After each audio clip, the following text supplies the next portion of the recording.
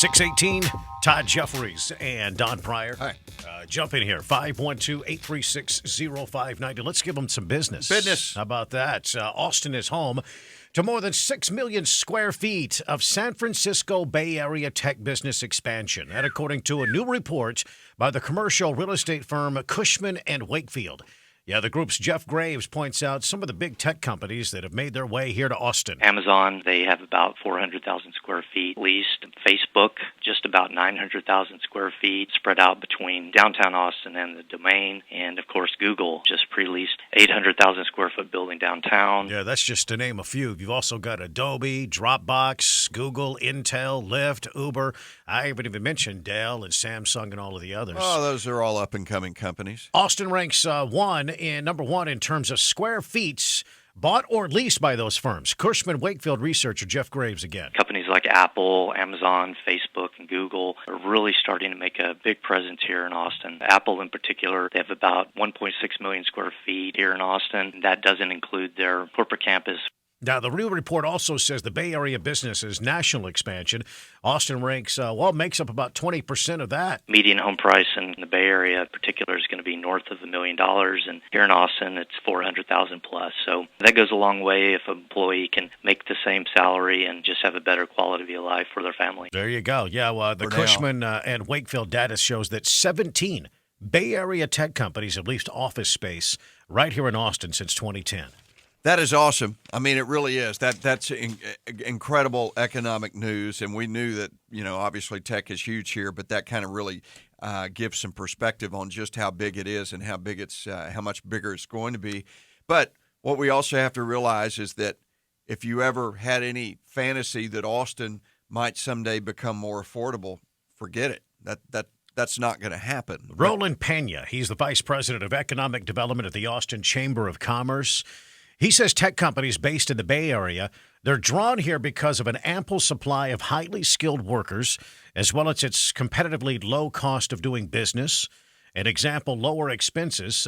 In the third quarter of this year, the average asking rent for office space in Austin stood at $48.38 a square foot versus the $56.64 square foot in Northern California and the $92.67 a square foot in the San Francisco Bay Area. Right. I mean, it's expensive.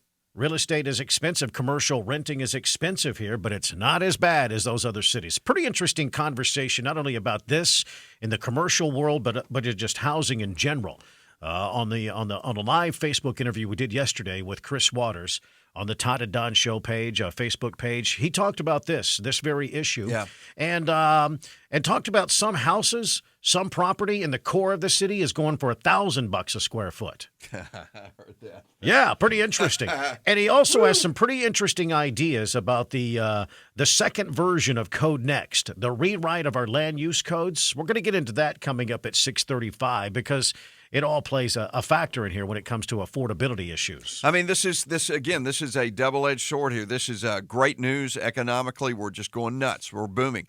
But when our city council and our mayor says we got to do everything we can to make this city more affordable, why would they really want to do that when things on this end are going so incredibly well? There's really not a problem.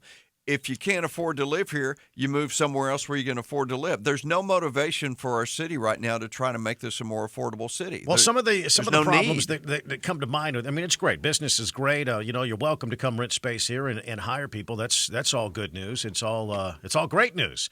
However, when those folks come here, and many of them on an H-1B1 visa, they like to change the politics of the area. Yeah. It also affects transportation and congestion on our roads, things like that. We're seeing it. Of course, we're already seeing it. It's growing pains. Yeah, look at Cedar Park. I mean, come on, it's starting to get bluish out there. Did you ever think there'd be a day? So, yeah, it's there's trade-off here. It's great news, and it's horrible news depending on which direction you're looking. Now, also in business news, robots are making warehouse jobs worse.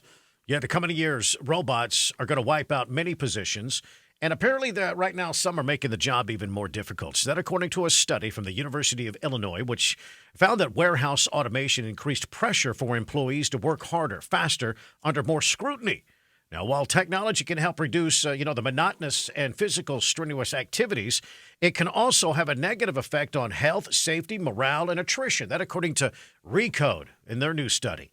Yeah, the next decade is a story not about job loss, but more about changes in job quality. That's what the author of the study says. That's pretty interesting, isn't it? Stay with us. We'll update you on that demon spawn of Code Next the city council is working on. And we'll get some reaction from a local real estate agent, what he thinks about it, and affordability straight ahead.